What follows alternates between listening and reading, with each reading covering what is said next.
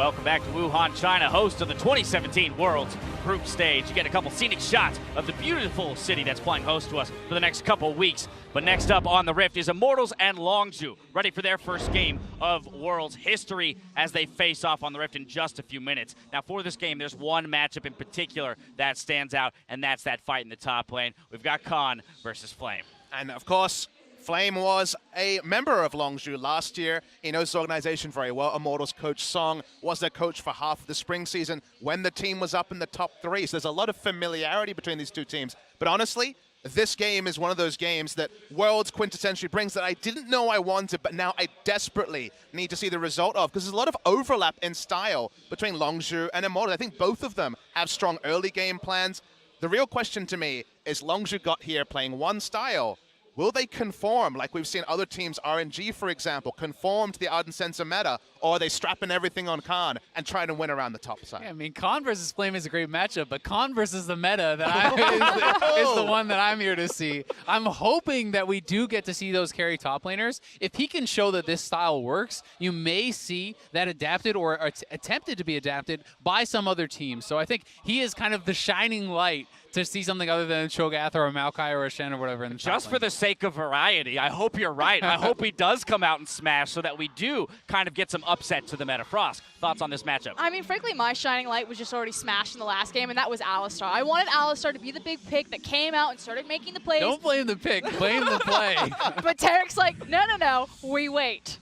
All right, well, we'll soon find out which of these teams will pick up their first Worlds win as we head to the caster desk. Ole tells us what it will take to make it out of groups.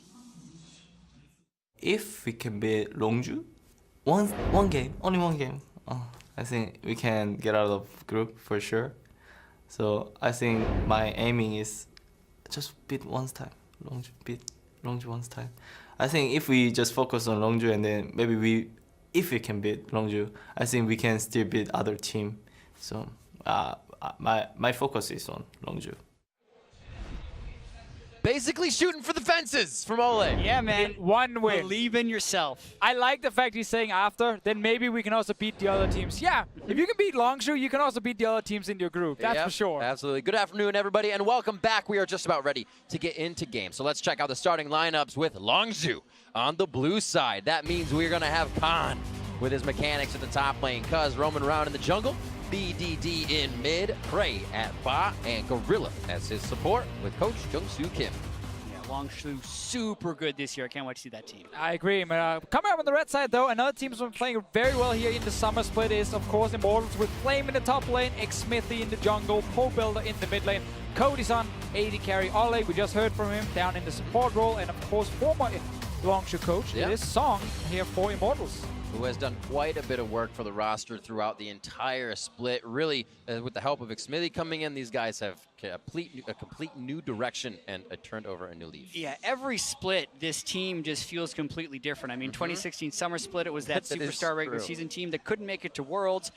Then by putting in Smithy to the completely rebuilt roster already, they found so much success, and they threw away a huge lead in Game 4 of the NA Finals to not even force a Game 5 or have a chance of winning the NALCS, but they were so nearly the very best team in North America that you wonder, like, how stable is that success? Because it's been so quick, yet so good. And you can actually say the same thing about Longzhu, except they converted the final. They actually continued to win and became the LCK champion, so there is so much more confidence and weight behind their strength. But will they play AD carry, protect him, Ardent Sensor, Khan on a tank? I love the fact that they're doing what G2 did and saying, let's ban their Janna first of all, and maybe even the Lulu, to get rid of some of these Ardent Sensor supports.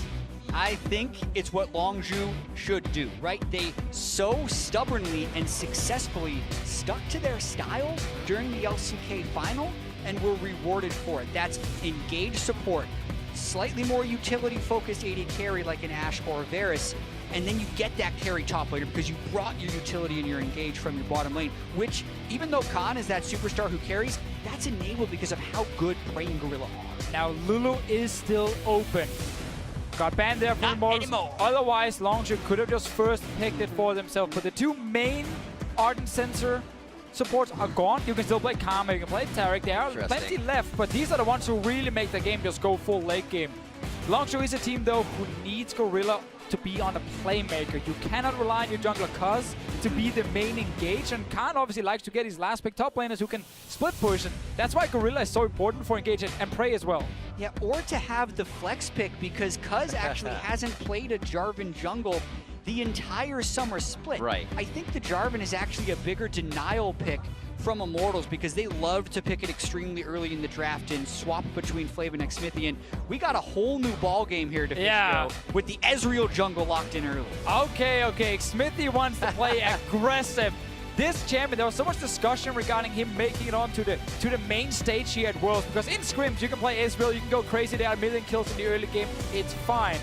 On the big stage, if you do not execute the early game perfectly with an Ezreal jungle, you lose. Because if he's behind, he's pretty much useless. Xmithy is a jungler with fantastic early game, who understands what to do in the early game, and Immortals is a good early game team.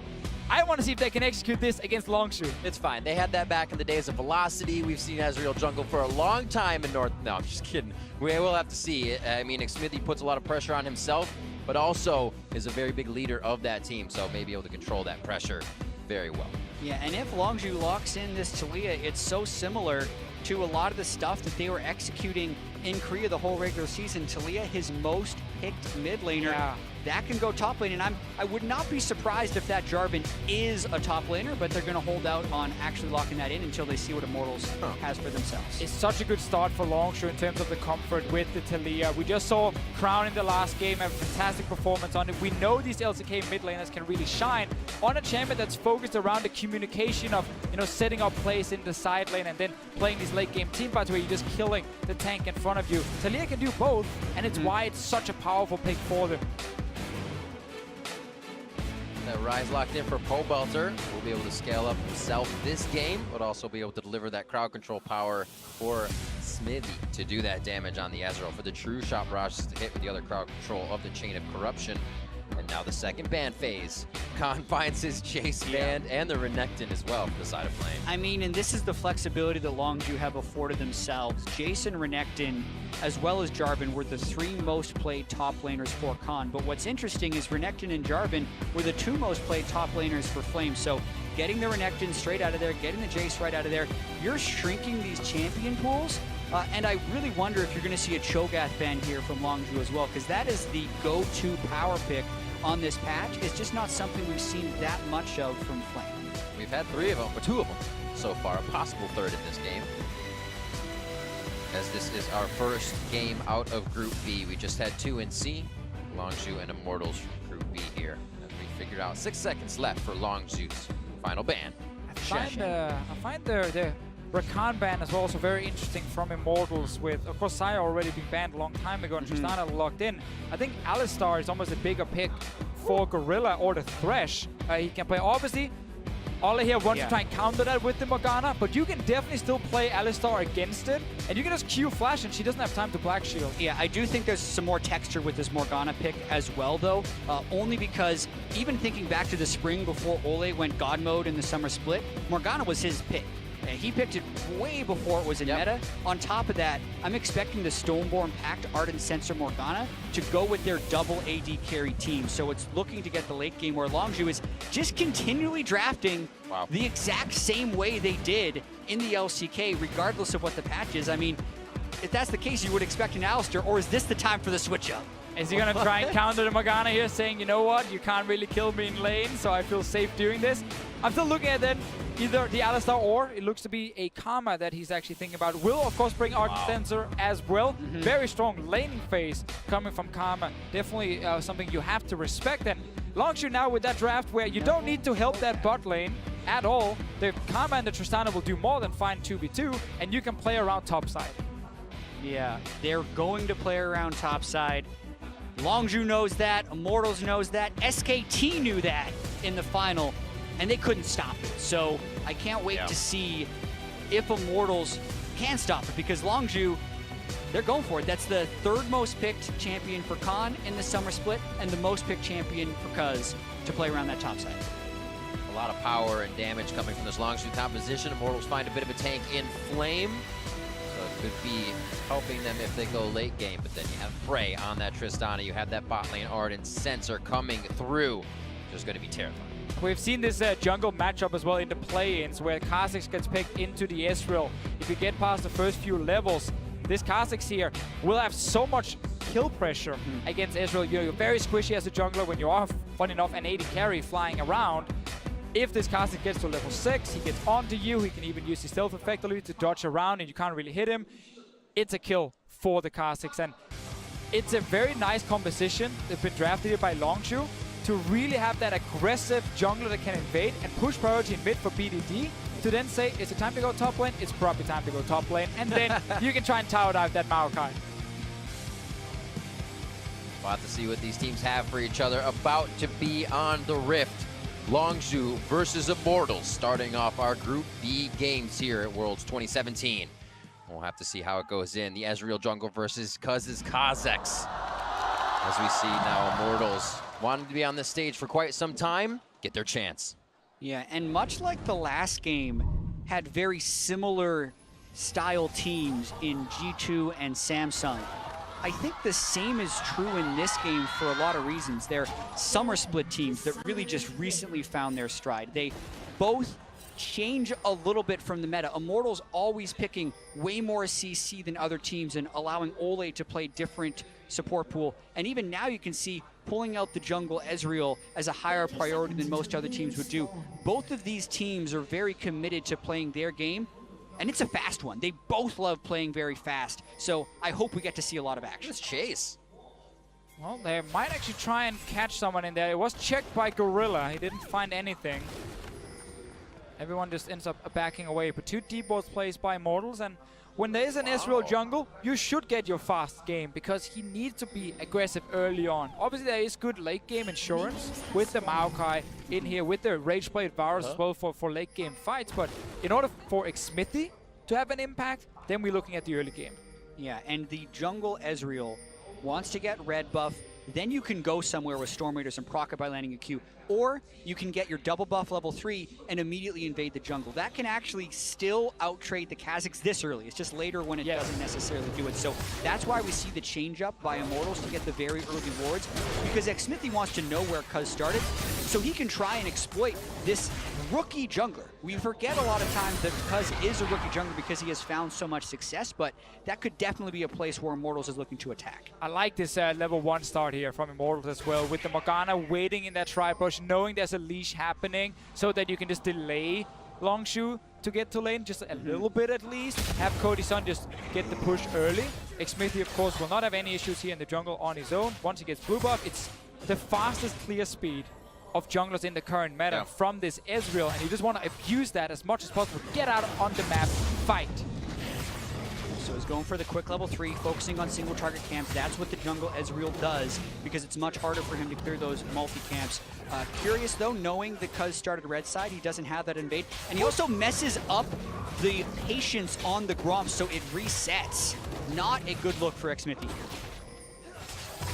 Definitely going to slow him down a bit. Maybe he hops over the side, saves the arcade shift for a little bit more movement, and he's going to get that red buff there we go. on this bot lane. Warded yet, so he's going to make it behind him. They have the Mantra Shield to get out fast, also the jump, and they're going to be making it real quick. They see the play happening here from the side of IMT and say, do not like. And this is such a standard thing to try and do against Longzhu. Try and see if you can kill Prayer Gorilla in the early game, but they are probably the best bot lane in the world at defending against ganks, because they get left alone so often in these games while Longzhu are playing topside. They're used to this one, and they just back away instantly. Exactly. It's what enables their strategies more than anything else, actually, is how well they can play defensively. If you look at the jungle proximity percentages, Cuz's proximity to the bot lane is extremely low. It's the lowest of the junglers at the World Championship, and that's because he's always sitting mid-top, and that enables BDD to get a lead, or Khan to get a lead, and BDD to ult top lane. And other teams don't play this way because their bottom lanes would get destroyed, but that just doesn't happen to Longzhu. They often sometimes even win in those situations, but it's tough this game as well, as Xmithie's now ganking it. A lot of these are coming up as well. Pobalt are obviously farming there. Weren't going to come up with the kill, but he is affecting lanes. Smithy has been going Right. through a few here and there and making sure he has a little bit. The kill comes up, it's the bag of chips. Yeah, both lanes from Longzhu realizing that this Israel in the first few levels will have the ganking pressure Right. and letting the Kazakhs just farm. Like, you don't really want him out of the map this early. Try and get him all the way to level 6 if you can, and then start really challenging this Israel, because Xmithy now, due to 2 ganks, are actually down a level at the moment. He didn't even get a summoner spell. He just poked a little bit, and that's not enough for him. Exactly, and the 300 gold Cuz now has in his pocket over Xmithy as well as the level is basically the gold lead you see for Longzhu. So the early game definitely advantaged Longzhu, thanks to Longzhu absorbing that pressure in the bottom lane. Look at what it's cost him. 6 CS and maybe 100 gold. They're going to be just fine. I actually also want to go back to the point you were making before here, Jad, about Prey and Gorilla. I think while Khan obviously is the guy we highlight a lot and a lot of people are talking about because he's making the big flashy plays, like the backbone and the star players on Longzhu is in fact Gorilla and Prey. Like, as you said there before, no one are able to play just to one side if your other side gets ganked and dies. And the fact that these guys have been doing this for so many years now as well, being like one of the best bot lanes in the world, and finally, you know, take down SKT as well, win that one for Longzhu. It's an amazing story with these 2 guys, and they deserve all their, you know, highlights they've now been able to create with this team. Love in the mid lane, but too close to the turret for BDD to go hard on Pobalter's low mana bar. Cuz waiting patiently in the jungle here. Both junglers level 4, and Xmithy, he knows. Yeah. He knows something's going on. Very smart jungler, Xmithy is right there, knowing that the Kazakhs could be waiting, completely avoids him, and Cuz is going to come up empty even if he does get some deep vision. Very smart. As we were saying, his rookie year, one of the youngest players last year to reach China and Korea #1 on the ladders, and the youngest to do so as well. This guy really tries to fight and make himself better all the time. Yeah, he's now able to communicate as well to his bot lane that Ezreal was not showing top side, so he needs to be down bot side. He's probably killing a camp. Just be ready for a potential gank, and as soon as Immortals bot lane moves forward, Longzhu just ran away. Like, they're like, you know what? There might be an Ezreal here. We're not going to deal with this. They're playing so safe, and it's all communication. So when you go into the enemy jungle and you don't find the jungler, well, you know, okay, he's on the other side of the map, and you can then call them. BDD pulling the minions out. Oh, lost one. Nice job though, trying to sweep up what he can. Stalls him out in front of the minion, or in front of the turret.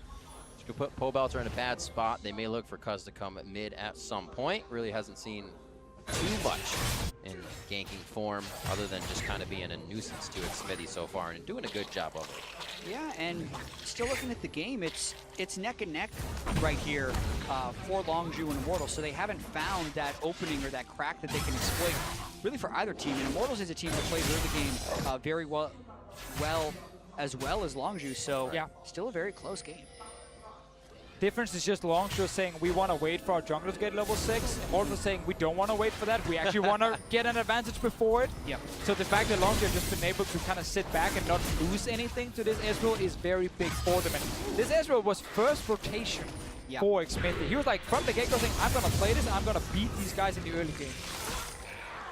The R evolve for the Kazakhs allows him to be so much sneakier in the jungle and often bypass a lot of the wards. Go-to Kazakhs evolution nowadays. It's funny though, I see both, you know, with also going like Q early, and typically the junglers are saying, at least in Europe, like if you get a kill early, go for R, play super aggressive on the map, use that extra mobility to just continue to like force fights. But if you don't get any early kills, just take the Q, it's a bit safer, will give you more value in a team fight as well. But in this one here, Cos went straight for R, despite actually not doing anything early, and feeling like that is the best option for him. And we still really need to track the top side and how well Flame can absorb the pressure from Khan, who's gone Tiamat and is trying to shove him in a lot. Notice the control wards by Longzhu as well is setting up the roam path for the Cheetah, and that's why Immortals is going bot side. Last chain of corruption. Prey gets hit. He's able to jump out. True Shot Barrage to come out behind here. Who's got the follow-up damage? And it goes under Gorilla. This is going to be the warp out, teleport in. Khan gets himself in a bad spot. Top lane now to Flame. And this is what we see from Immortals in the NALCS as well. Great setups. Pobalter was moving from that mid lane very early, calling, okay, now we can go for the fight. And Cody-san, with that R flash engage onto Prey, locking him in place, meaning, okay, at least one member we can hit at the moment. Prey might even want to look for more because we got a Talia coming around. Here's Talia. There's no teleport for Ole. He gets caught out in the end. Soul Shackles go down, but he is going to be shackled up by the likes of Longzhu as it's now 1-1.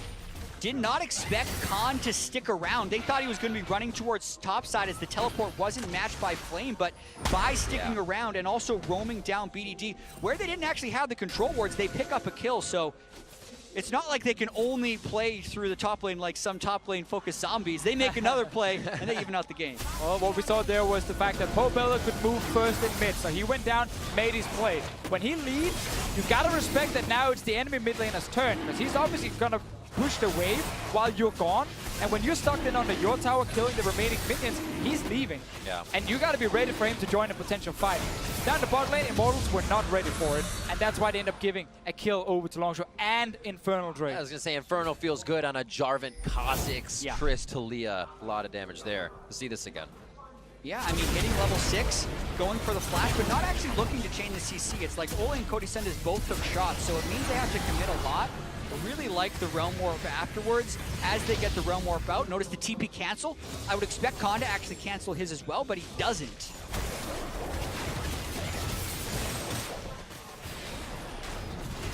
Because on the board, see a pretty good record throughout the LCK summer split as he hands off blue to BDD in the mid lane. Another one who has been touted as one of the greats coming out of the LCK soon and still has a long way to go. But Baker says you got to beat him multiple times to be a legend. Yeah, also, for those of you who haven't been following LCK closely, BDD was this super hype player about a year and a half ago, but didn't find a huge amount of success and finally had his breakout split, so to speak, averaging less than a death a game. Only died 2 times in the 4 games he played in the finals of LCK. So best KDA player in the world. That is what some have said as well, but then counters to that say he actually pushes up a lot and makes a lot of plays. It's just that he's always making the right ones. So manages to avoid the deaths. Let's see if Ole can get something happen. Hiding in the brush. The control has been great for them. Cody Sun possibly forward. Last hit to Ole. So clean and simple. It's such a smart setup when you have a Black Shield as well to stop Prey from shooting Cody Sun away from the fight. So this Varus will always just sit there and get enough damage off. Cody Sun is delaying his own rage play by going for Ninja Tap here, respecting the fact there's a Jarvan and a Kha'Zix potentially joining fights in the bot lane to try and kill him. But that was a nice setup, and it all comes down to Ole landing that binding.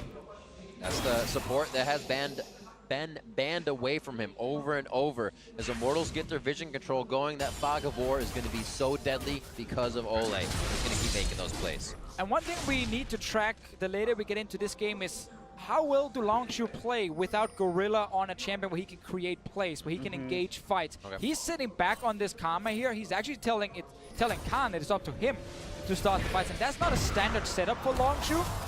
You can see Gorilla already have died twice in this lane as well, so Immortals have actually been able to win this early game slightly, but it's still a very good win for them. Exactly. In the North American LCS, Immortals did play around bot lane extremely well with how Xmithie could make those ganks. And we talk about how Prey and Gorilla are so good at playing defense, you don't expect them to die, but Immortals clearly not changing their focus. They're going bot again and again. So he throws the binding down, pushes Gorilla up towards Xmithie with that direction, possibly onto Prey now. Nature's Grasp just misses. No, it gets him! And they come up with another kill! It's all planned in advance here from Immortals, placing that ward deep in the lane, waiting for Longzhu to push forward, and then using that TP from Flame.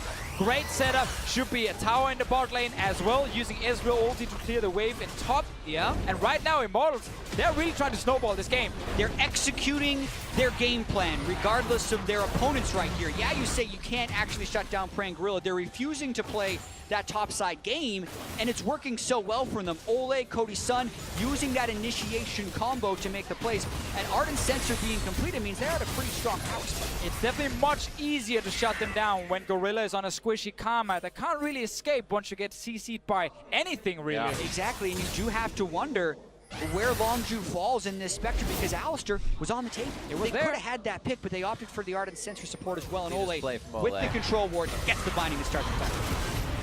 Quick follow-up, we even see Ezreal ulti down there, and then this Black Shield, making sure Prey cannot get Cody-san out of the fight and actually keep the Karma alive here. And this is now the follow-up with that TP being ready on the side of Immortals, and it's just a great setup. And no way really out for Gorilla. Prey, on the other hand, actually getting hit by the last part of that long cat. I really liked the choice of Flame there to flash twist to advance Gorilla, because Prey was going to try and buffer that CC with the well-timed rocket jump anyway. Then they still got him with the ultimate at the end, where even though he probably could have avoided the route, I don't think there was any way that Prey was getting out of that one. So the classic Longzhu game plan of getting Khan ahead in the early game, it's not happened. They've not been playing around topside in this game here. The bot lane that normally will never die to these ganks, with this Karma pin, actually shut down completely. And Immortals are sitting with a 3,000 gold lead at this point here.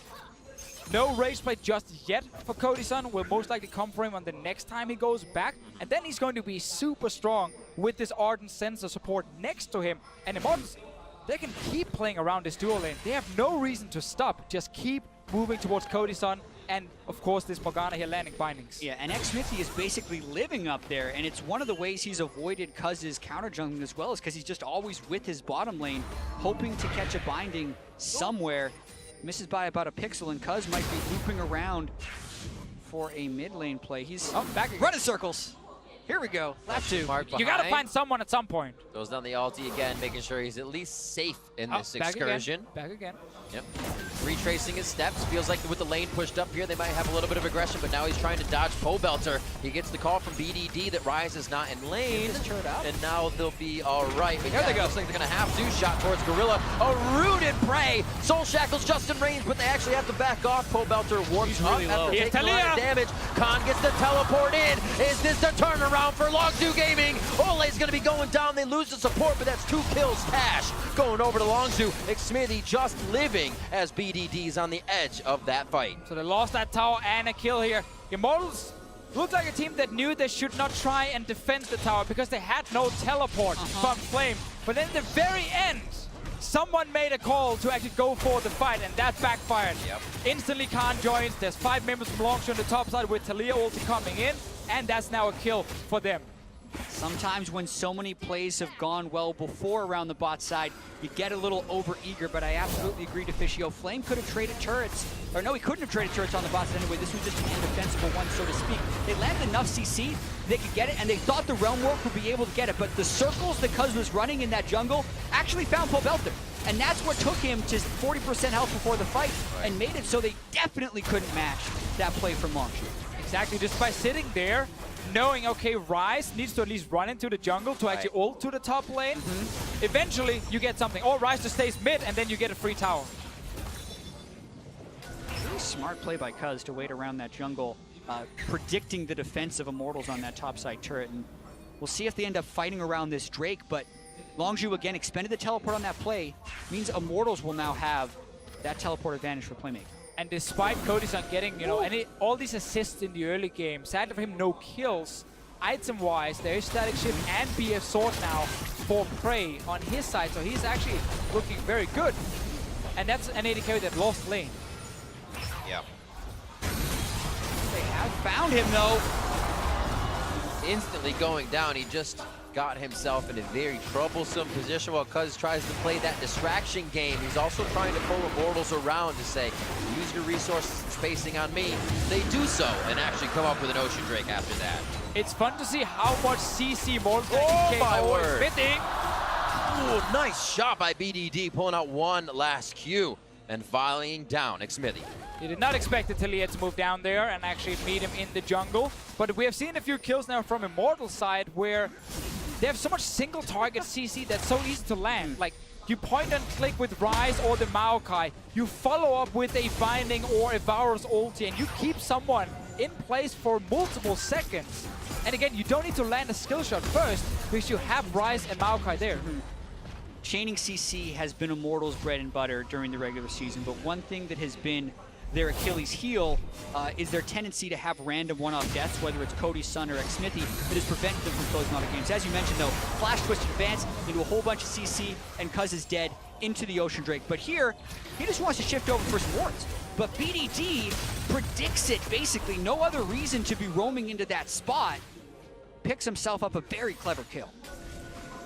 Cody-san also picking one up for himself at 1-0-4. Those early kills to Ole didn't allow Cody-san to really spike as much as he wanted to with an early Rage Blade. Rift Herald here will help to open up the map for Immortals, but we were talking about that vision before. A lot of it's on the bot side. They haven't moved it top. So got to be careful about this exit. We'll secure the Rift Herald at least. Flame actually went back, but TP would be ready, and we have 2 members from Longzhu sitting in the mid lane, so they could not fight. The Immortals will get that one, and hopefully for them it rewards them with a tower. It is so even in gold though, with Immortals actually being ahead 3,000 gold just, I feel like a few minutes ago. Then we started playing top lane, they gave Longzhu a tower, and they started getting back in, make it even. Exactly. If we've learned anything from watching any other region play against Korea at Worlds, it's the 2,000 gold does not win you a game. You need to do so much more to take them down. One minor misstep from Immortals, and it's an even game once again with a 2-item Tristana who has an Ardent Sensor, but the tank line isn't necessarily there for Longzhu. We see a very aggressive build coming out from Khan, serrated Dirk after the Warrior enchantment for Cuz, so Longzhu isn't going to be able to set up these super disciplined team fights and will always run the risk of Flame doing that flash twisted advance on anyone and picking up a kill. And that's actually why I'm very concerned for Longzhu's team fighting. Like, obviously it's going to come down to individual skill with like Prey and BDD having good positioning, but when it is so simple for Immortals, when they have flash available to lock down a guy, and there are 4 squishy members on Longzhu's side with this Kha'Zix of course building full damage, it should be very easy to get the initial kill that allows you then to win the fight. This is a good spot for the Rift Herald. They have already dealt enough damage to this tower, and we'll just secure it. Longzhu backs away. Khan wants to try and get some damage bot lane, but Maokai's already there to defend. Yeah, Flame doing quite a good job shadowing Khan this game, and they have prevented him from necessarily taking over, but something more about Longzhu and their way they play around Khan. It's not like he's smashing lane every game. They're also giving him a ton of mid to late game resources to make him a very huge late game force. So his CS percentage post 15 minutes is extremely high for top laners, and his gold distribution is also extremely high for Longzhu. So he will still be a very scary Jarvan who's going to be looking to one-shot, you know, a Varus or a Morgana in the late game. One of the reasons we see Cody-san has gone with the Ninja. He's cruising around, soaking up all the experience he can that is left for him right now. Cuz is just on that top side, making sure the AD carry stays safe. Everything else is Khan's and the rest. Flame and him will meet in just a few. Actually, Flame peels off, maybe to protect something that's going on towards the top side. His teleport's up, so this might just be to get some wards and clear some out. It's also very good for Immortals that they can have Flame with this armor build, just sit and hold the Jarvan for as long as possible. And BDD, if he goes down to that bottom lane to try and kill him, well then suddenly Baron is open. And when you have Rage Blade Varus, like Baron dies quickly, Ezreal as well with so much single target DPS. Immortals will always have that threat at least to rush towards it, and it's making it hard for Longzhu to actually go to Khan's lane. And this will end up in, you know, team fight versus team fight. And I'm looking just at Immortals always finding that initial pick with all the chain CC. And that's going to be the question. How well can these teams control vision? And who can get that first initial pick? Because yes, Flame is the tank line that can get that, but there's 4 other squishy people on Immortals. Pobelter, one of the few Rises I've seen who doesn't go Abyssal Mask, is still opting for that Rod of Ages. Makes him more squishy when he's going into these team fights. It just depends on how many AP champions he's facing. Whoa. In this game here, there's an AD jungler and AD top laners. He's like, I don't need that MR. I can just go for a Rod of Ages. If he's against more AP, he's probably going to go Abyssal Mask. One ward towards the bottom side, 3 that hook up into Immortals jungle. We saw the damage there from Pobelter. If any more crowd control had hit Cuz, he'd be gone. And Ole does not have a chance to get the Dark Bindings out as they just stand in mid lane face to face here. Wards are now trying to be cleared. Immortals taking that ground back as Longzhu are able to find themselves a little bit of ground in the mid game. They back, and we'll see what they come out of base. Yeah, but with the back, it means Immortals has a window to push pretty aggressively here in the mid lane. Still have the Black Shield if any type of engage was attempted by Longzhu. And they're trying to set up for this Infernal Drake. They want to equalize the boosted power from this Drake. Do not want the second one going over to Longzhu, which increases the threshold for Longzhu to get that one shot with something like a charge. They're very close. Looks like they're just going to let this wave even out. Bot lane's getting crushed in right now. Can be handled by Flame. Looks like they're going to have to wait for the fight. Yeah, mid lane priority always so important when you're trying to fight for these objectives in the river. Another thing is getting early control wards down when you have Morgana is fantastic too. Try and sneak away and find someone. There with it is. some CC. The 1, 2, 3, 4, 5 punch coming in from Immortals. Prey could be the next, but the crowd control is on. Cooldown, Nature's Grasp. Just slipping by the top side of the fight, and Flame definitely has to be careful. You see all of the damage that Longzhu has, and they know where to put it. And this should just keep happening in this game here, because Longzhu was trying to sneak around the big wall, saying, okay, we can't really face check in the river, that control ward, you have too much CC, and still they managed to find them. They're trying to threaten Baron, though. It's rather ambitious as the Drake goes down, but they are on it.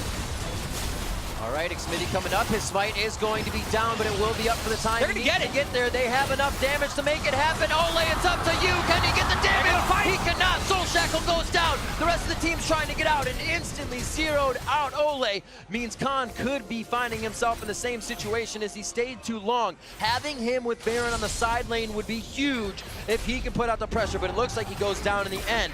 And the rest of the team will be able to work with Baron and 3. Even then, Baron in a 2-for-1 kill trait is a great macro call there by Longzhu to secure that objective that Immortals was going to be able to pressure with their pick that absolutely is critical in keeping them in this game. That maybe even gives them the lead. Such a fast series of events right there. I mean, yeah, we're talking seconds here. You cannot hesitate with this call, because then Immortals will make it in here in time to stop this Baron. So the fact they are so quick to go towards it is actually quite amazing. But obviously, Immortals will get a few kills in return. As long as they can defend now and stall, they still got that Infernal Drake on their side for a bit extra scaling. Yeah, and Infernal Drakes are not equal for both teams. If one team has more benefiters of AP and AD. In this case, like the AD Jarvan versus the tank Maokai means one person that benefits from the Infernal and one person that doesn't really as much. So slightly more effectiveness from the Infernal Drake for Longzhu, but still an incredibly close game. Let's see what the idea of Longzhu is now that they have this Baron. Obviously, we see Prey and Gorilla side by side. Those two not leaving each other. The rest of the 3 looks like to be towards that bot lane. Baron's gone. Get that bottom turret down and let these 2 protect mid. Oh, Prey's Prey. quite strong in this game here. Already sitting on basically 2 full items and 2 halves. That's all it takes. And then Xmithy goes down, and suddenly this Baron buff now means that Longzhu can also push for some towers. No Xmithy, Cody's Sun very low. It's those small mistakes from Immortals that keep costing them, and it has been true so much during the regular season. Cody's Sun steps a little too far forward. You've got an Ardent Sensor Trist that runs you down, and then everything just gets used to chase. So this is at least another turret for them, maybe more, as Xmithy's still dead for another 20 seconds. Belter on the same score line, but we haven't been able to see the power. Longzhu in too much control. The inhibitor turret in their eyes here. 27 minutes in. Belter on the bottom side of the fight. A double cataclysm going on to Cody's Sun. Ole goes down immediately as Belter still looking to deliver the damage from the back, from the side. He can't find his way in. His Flame is in a 4v1. Prey goes to the front side of the fight. There it is. Cuz goes down to the hands of Belter. And he is just trying to flex his muscle, but doesn't have that finishing damage, doesn't have enough teammates behind. Here comes Xmithy. Belter still on the run. Have Longzhu overstayed their welcome, and it looks like it could be just right. BDD backs up. Belter just on the edge. Zanyas goes down, and BDD's gonna volley this one home. Prey with the kill secured. Just like that, Longzhu does not relent. The one bit of damage they get on Cody's Sun turns into this, which is an absolute bloodbath and an inhibitor down for Longzhu. Oh, and we kept talking about the comms here, how Immortals could find that first pick against all the squishies on Longzhu, but then we just see great shot calling to secure Baron, and then fantastic play afterwards to use the Baron to really pressure down Immortals. And it's these very quick calls that just makes these Korean teams so good and so hard to beat. And that's not to take away from the game-saving play Belter made at the end of this fight, because with Xmithy down and with this clean engage from Longzhu to take Cody's Sun very low and then watch Cuz around the backside finish off Cody's Sun because he stays in stealth for so long, the game could end here. If Belter doesn't get off this massive combo to get the spread from his Q onto pretty much everyone on Longzhu, they could have ended the game with that Baron buff, but they do not, as they chase through to try and get some more kills. Just when you think Belter can then also kill BDD, nope, you get to see great kiting with the Talia, steps out of range here also with the ulti. Good flash and a lot of damage onto Pro Builder, forcing him then to use the defensive Zhonya's, and obviously he's going to die as soon as he gets out of it. Yeah, and BDD has played nearly a perfect game here. They have the flash down on Pro Builder as well. He's trying to get out. Smithy could not. Realm warms out. Smithy finding the 45-second death timer, and 45 seconds mean Longzhu has a long time to work in a 5v4 here. Teleports down as that was Khan coming in, so it looks like they're obviously here to stay and take down bottom inhibitor. And we've now seen Longzhu, without running again, engage on Gorilla, use the Talia walls so effectively to create catches, and then also the speeding up Prey, sending him forward every single time. Cody's son blinks, Cody's son goes down. That's gonna be another kill coming in for Prey, and Khan is the initiator in this one, not stopping a second to think about it because the team is right behind him. And they're not letting everyone respawn, and they just keep getting the picks. 30 minutes in, quite fast games to start off the group stage of World. Longzhu going to take down Immortals and start off their group stage in Group B, 1-0. So much of this game was about who could start the fights because you had so many damage dealers on both sides. And what was so interesting is both teams had many picks that were successful. What decided it is what happens after. How well you can convert those small advantages into big ones. And in that one, in that aspect, Longzhu were the decisive victors. Right, I mean, the game, you know, dead even. Immortals are getting that Infernal Drake, and that's where that quick call with 4 members comes in from Longzhu. Secure the Baron, and after that, secure that pick onto Xmithy, and that's what they use to get ahead and snowball the game and finish it very quickly. And individual talent, great shot calling, these are the things we're seeing. And you look at a guy like Prey now, because we talked so much about how this Ardent Sensor meta might not be the best for Longzhu. While it does mean that Gorilla are not playing pure engage, it does mean that you have Prey, who's one of the best late game AD carries in the world, who can play with an Ardent Sensor support. And we saw him in a lot of the fights here towards the end show up. Yeah, we have so many questions coming into Worlds as well, and we're starting to get some answers here. Like, will Longzhu try and play their same style at this Worlds? Mostly, right? The Karma wasn't the Alistar. Not in the first game, at least. BDD impressed me in that game. I thought he played perfectly on the 307. Only Deathless member on his team. We talked about how he doesn't have that much, but he was making so many plays as well and was in the thick of all those fights. And for Immortals, we got to see Ole on the stage right there.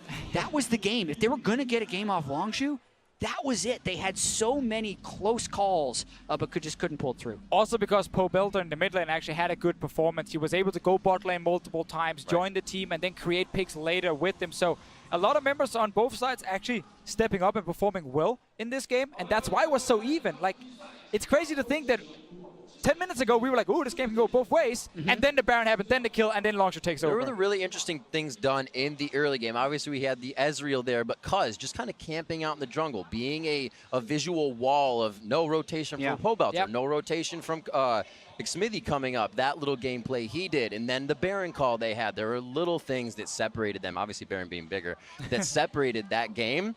But it's almost like if you can have that good of an early game, how's it fall apart so quick? Yeah, it's what happened to Immortals in a lot of games. They were not the best at converting leads all the time. A lot of unreliability in that team. It cost them yet again against Immortal, because if anyone's going to punish you for those little mistakes, it's going to be the LCK champions, Longzhu. That's right. So Longzhu gets their first win in Group B, and for their Worlds appearance. To break it down, let's send it over to Dash and the analysts.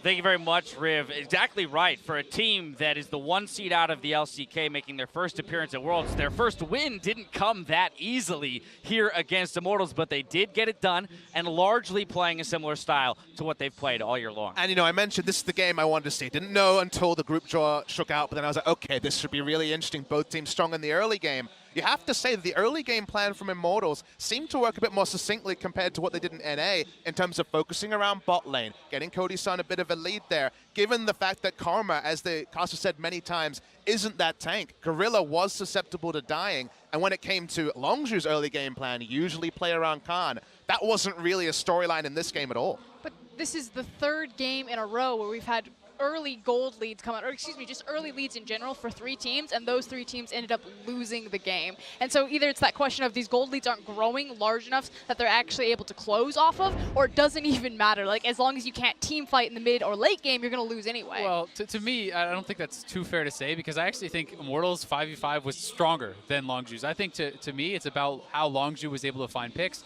how they're able to actually force difficult decisions for Immortals. I mean, the Baron rush, the picks they're able to find on Smithy, and picks even on the side lane, then later on, like, that's what won the game for me. I think Immortals played the early game exceptionally well, and they just kind of fell apart later when Longzhu was able to find those. We'll get into some of those game-breaking moments from Longzhu in just a bit, but first I want to head to that bot lane that you talked about. Immortals putting a lot of focus down there. Our first replay from this game brought to you by Acer Predator. Immortals flying around Cody Sun and Ole quite well. And we know that Longzhu won't be playing around this lane. That is not their style. Their jungle proximity, like they said in the game, is very low, around 6 to 7%, very, very low. So in these cases, Cuz is going to be second. Nice rotations coming through from the mid lane. We're going to see rinse and repeat, Karma go down, and sometimes Bray as well.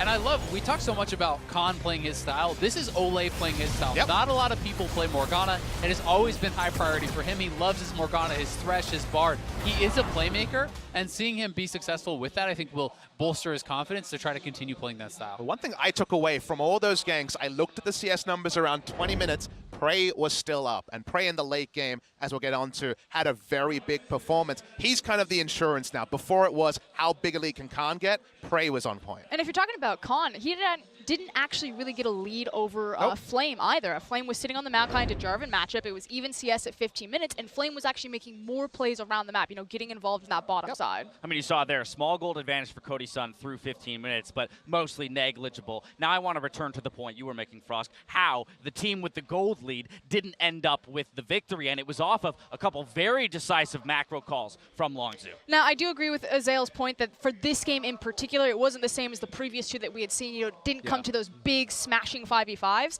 but it still kind of goes to the thing. Like, if you...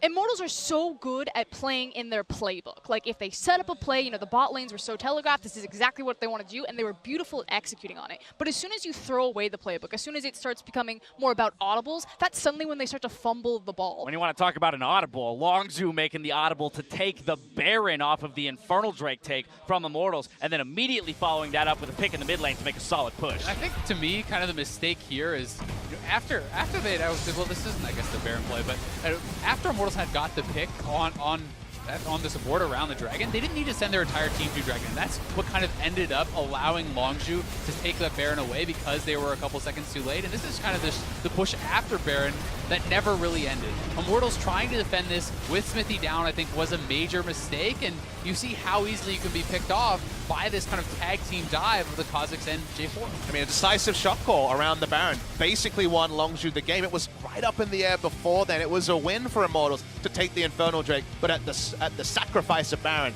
that was not what they intended. So it ends up with Longzhu picking up the victory, but I think still the doubts about Longzhu still should remain, because it still doesn't feel like Longzhu's original game plan is going to be copy-pasted into a Worlds victory. That's the last thing I want to talk about just real briefly, is those doubts around, honestly, both of these teams. We've got young, inexperienced players on both the bot lane for Immortals as well as the entire top side of the map for Longzhu. These guys are newcomers to the world stage, and I mean, to be honest, all of them played fairly well in this game, but I want to get your opinions on those doubts and how we might see them unfold throughout the group stage. Well, I mean, for Cody Sun, it's a pretty rough first game when your Morgana support going Ardent Sensor did the same amount of damage as you. And to be fair, you know, he is going up against a Jarvan and a Kazakhs, and the Varus is going to be targeted very heavily. But Cody Sun definitely kind of struggled, I think, to get involved in the actual team fights and in the actual fighting of the game. So for him, it does raise some questions, but overall, I think both teams performed pretty much as expected and performed pretty well. And we still have the world's rookie BDD coming into this game, and KDA player, again, it's so often used as a criticism, right? It's, okay, you're being too safe, but the forward percentage that Jack mentioned in the cast is there. He does push up. He does leave himself vulnerable. Jack called perfection. He said perfect play out of the mid laner. Perfect KDA, perfect play. He's another one of these young players, only 19 years of age now, maybe even 18 and a half, so still very young, but his ability to push the limits on Talia and make the map plays that weren't because the top lane was ahead wasn't because of the bot lane being ahead, were the game breakers. All right, well, for these teams, Longzhu's going to come away with the victory as the 1 seed. You heard Ole talk about it before the game. If they can beat Longzhu, they think they can make it out of the group. Well, they're going to have to do it in their second game against Longzhu next week. For more on Longzhu's win, let's head over to Shox, who's standing by with their support. Well, thank you very much, guys. Indeed, here with Gorilla. And, well, it was a victory, but it was a very hard-fought and difficult game, it looked like, Gorilla. So can you tell me what the difficulties were for the team in most of the game, and then who called that decisive Baron and that turnaround that made you win the game? 고릴라 선수 비록 이겼지만 매우 어려운 승리였습니다. 그래서 이번 경기에 어떤 점이 가장 어려웠는지 궁금하고요. 그리고 경기를 뒤집는 그런 바론 콜은 누가 내렸는지 말씀해 주세요.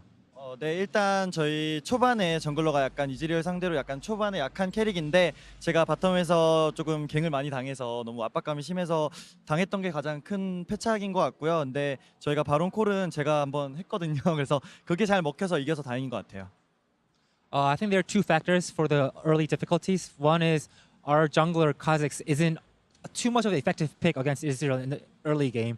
And of course, second factor is bottom lane getting ganked twice in a row. So it was a really difficult game, but I made the Baron call, and luckily it turned out pretty well.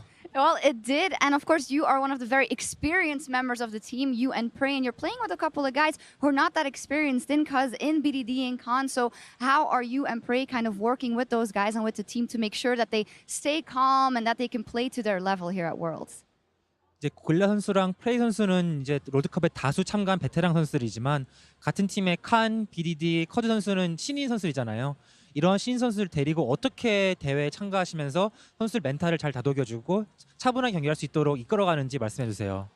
일단 처음 오는 선수가 이제 3명인데 이제 칸 선수는 워낙 관심 받는 걸 좋아하는 선수기 때문에 큰 무대에서 이제 더 즐기더라고요. 그래서 걱정이 없었고 BDD 선수도 약간 비슷한 것 같아요. 그래서 걱정이 없었는데 이제 커즈 선수가 이제 말이 없어지면 아 긴장했구나 이렇게 느끼거든요. 그래서 괜히 제 정글 서폿이다 보니까 커즈 선수가 긴장을 한 것 같아서 제가 얘기를 하긴 했는데 저도 오늘 긴장을 한 것 같아서 약간 도움이 못 됐던 것 같아요. So among the three rookie players, Khan and BDD, I think they love the attention. They love getting all this attention and the fans cheering for them. So they're actually enjoying this stage. But for Cuz, I think when he gets nervous, he starts to talk less. And in the game, it's really important to keep on communicating with the team. So as a support, it's really important for me to help Cuz talk up with the team. But actually for this game, I was also nervous. So there are some difficulties in there.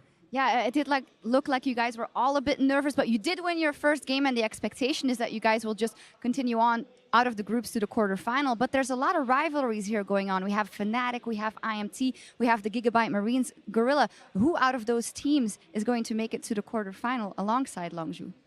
비록 어렵게 승리 거머쥐 그걸 이기셨잖아요. 많은 사람들은 롱주 팀이 이대로 순항해서 연승해서 8강까지 갈 수 있을 거라 예상하고 있는데 그 외에도 지금 많은 팀들이 지금 쟁쟁하게 푸나틱 팀도 있고 이모탈스 팀도 있고 기가바이 마린 팀도 있는데 이 나머지 팀 중에서 어떤 팀이 롱주와 더불어서 8강 갈 수 있을 거라 생각하시나요? 지금 메타가 향로 메타인데 향로 메타일수록 이제 원딜러가 잘해야 되거든요. 이제 저희 팀은 프레이 선수가 워낙 잘하기 때문에 올라갈 수 있을 거라 생각을 하고 이제 저는 푸나틱의 레클레스 선수가 그래도 잘하는 원딜이라고 생각을 해서 이번 향로 메타에서 약간 캐리를 할 수 있는 능력을 갖고 있지 않나 생각하고 있어요. Since the current meta is Crescent Ardent, the item meta, so the bottom lane is really important. So since Prey is really a good ADC, I think our team has advantage of advancing to the next stage. And I also think that Reckless is a very talented player. So with his help, I think Fnatic is more competitive team. All right, well, we will see what happens. Thank you very much. Fantastic interview, Gorilla. Thank you, Homan and Fnatic. Well, they are up on stage next as they are going to take on the Gigabyte Marines after the break, so don't go anywhere.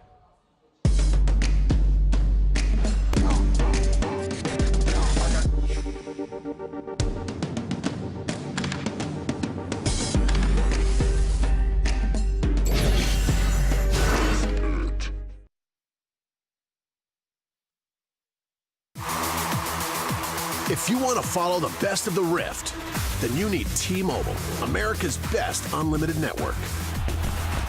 We've doubled our coverage, so you can stream Worlds in more places than ever before. With T-Mobile, don't miss a moment from the first battle, all the way to the lifting of the Summoner's Cup. Another reason why T-Mobile is America's best unlimited network.